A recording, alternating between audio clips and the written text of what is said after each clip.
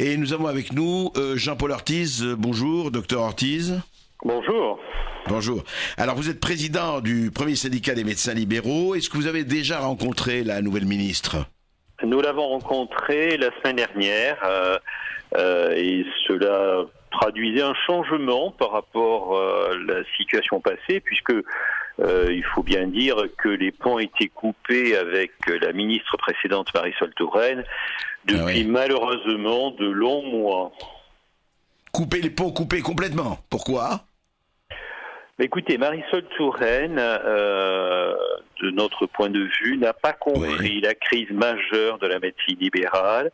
Elle s'est entêtée sur une vision très bureaucratique et dogmatique des problèmes de santé, et les médecins libéraux sont rentrés en conflit avec elle. Elle n'a pas su résoudre ce conflit, écouter cette crise et essayer de dialoguer avec eux, et ceci explique effectivement ce conflit se soit poursuivi pendant malheureusement toute la fin de ce quinquennat bien malheureux.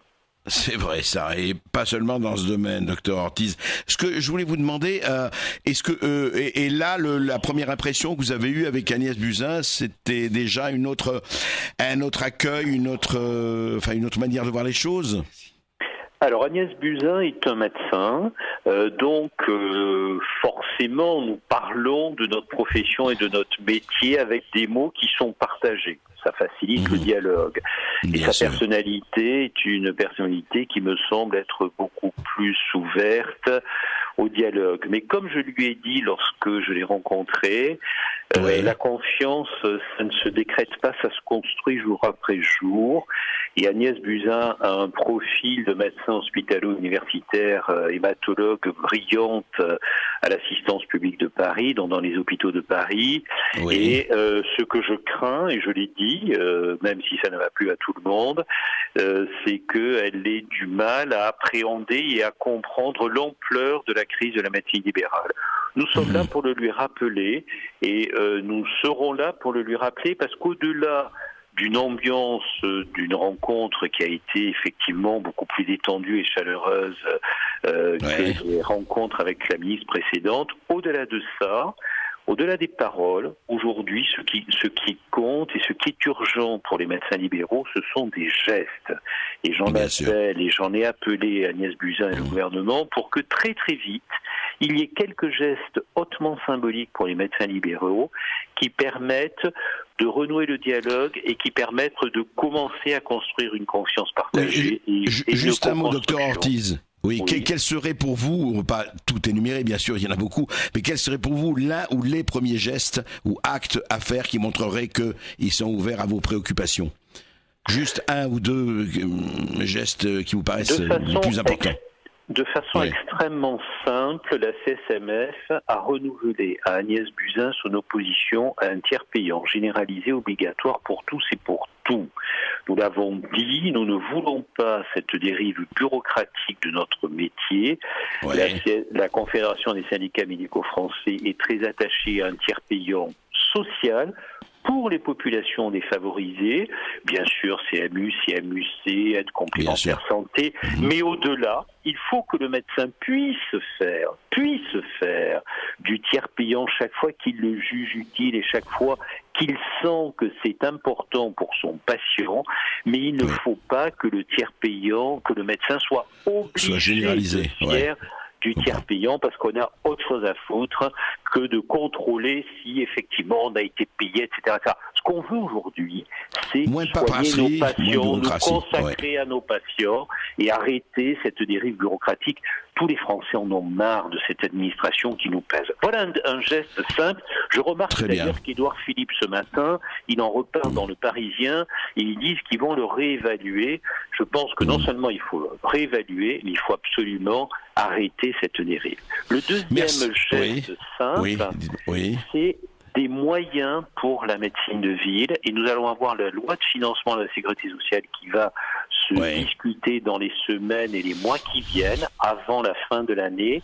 Et aujourd'hui, est-ce que la médecine de ville aura les moyens financiers, organisationnels, structurels, etc., de maintenir à domicile des populations âgées, des patients âgés qui accumulent des pathologies chroniques et pour lesquels il faut éviter un recours à l'hôpital désordonné pour tout et n'importe quoi.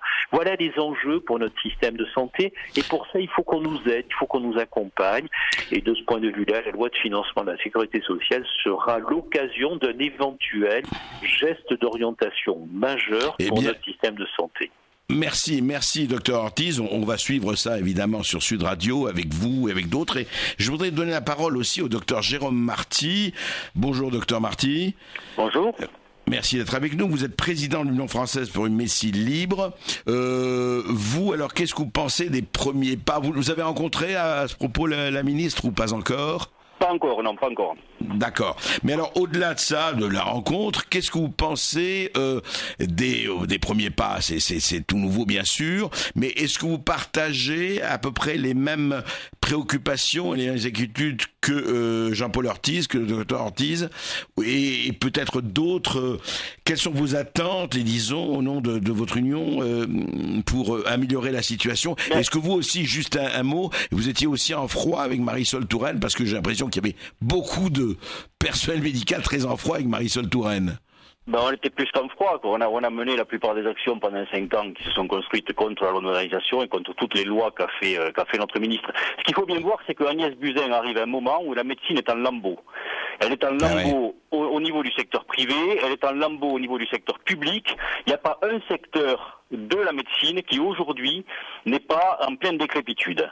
Donc elle a un travail qui est un travail gigantesque et ce travail repose en premier lieu sur la confiance avec les professionnels de santé qui a été cassée. Je dis bien professionnel parce qu'on parle beaucoup des médecins, mais je pense aux dentistes, je pense aux infirmières, je pense aux kinés, aux pharmaciens. Il n'y a pas une profession non plus qui n'est pas touchée.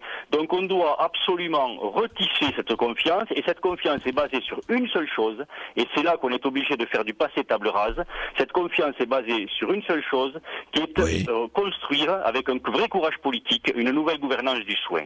Depuis des années, 30 ans, le soin a été gouverné uniquement administrativement. Et c'est pour ça qu'on en est arrivé là. On en est arrivé là parce qu'on n'a pas voulu écouter les professionnels et on n'a pas voulu non plus écouter véritablement les patients. On a mis en place une espèce de démocratie sanitaire qui était un théâtre d'ombre, qui n'était pas réel et le système est piloté uniquement par l'administration. Si Madame Buzyn veut réussir et on le lui souhaite, elle n'a qu'une chose à faire, c'est faire rentrer dans la gouvernance à égalité de pouvoir à la fois les professionnels de santé et les patients à égalité avec l'administration. Comme ça, on réussira en avançant tous sur la même ligne. Mais si on continue avec un système pyramidal où la pointe de la pyramide est complètement étriquée avec une pensée uniquement administrative, on ira une fois de plus à la perte et on n'a pas le droit, vis-à-vis d'une crise sanitaire majeure qui s'annonce, avec des déserts médicaux qui aujourd'hui sont partout en France et qui touchent toutes les professions, on n'a pas le droit de se manquer. Écoutez, en tout cas, votre procès est exemplaire, votre plaidoyer est tout à fait exemplaire. Je crois qu'effectivement, on le voit tous. Moi, je parle en tant que patient, mais je suis pas le seul. On voit une situation extrêmement dégradée. Et pourtant, on dit en même temps, docteur Marty, qu'on dit, oui, mais le système français, attendez, vous êtes là, ça reste le meilleur du monde. Est-ce qu'on peut encore dire ça ou ça n'a pas de sens? C'est une légende. Non, on peut pas dire ça. Vous avez vu que le système qui était classé par l'OMS à une époque comme premier système mondial a été classé 24e à un moment par un type de classement américain et dernièrement 15e. Donc ça veut dire qu'on a perdu entre 15 et 24 places en l'espace de 10 ans, ce qui est dramatique, et que le système va continuer à tomber si on ne met pas en place ce dont je parlais tout à l'heure. Et c'est inévitable. Inévitable. On ne peut pas continuer. Aujourd'hui, on a un système qui est basé administrativement sur des mauvais calculs, où on voit que si on veut parler uniquement de la part économique et qu'on veut parler là pour le coup des médecins, on s'aperçoit qu'on a des médecins qui sont au plus bas de la moyenne européenne en ce qui concerne leurs tarifs, à 25 € la consultation, ce qui est un euro constant est égal au prix de la consultation en 2002. On a des âges et des tarifs qui pour certaines professions, comme les dentistes, n'ont pas été réévalués depuis 40 à 50 ans. Pour les chirurgiens en médecine, n'ont pas été évalués depuis 20 à 30 ans. Et on est dans le même temps les professions de soins d'Europe qui font le plus grand nombre d'heures, c'est-à-dire la plus grande pénibilité, le plus grand nombre de burn-out, le plus grand nombre de suicides et de drames, tant au niveau du secteur public que du secteur privé. Donc un système qui ne peut que tomber. Le vrai courage politique, il est à la fois dans la gouvernance et il est à la fois dans la vraie définition par le politique de ce que coûte et de ce que doit valoir réellement un professionnel de santé dans ce pays. Et je retiens en tout cas ce que vous dites, effectivement, faire des assemblées paritaires avec les patients et avec les professionnels de santé. Ça me paraît une excellente initiative. Merci beaucoup.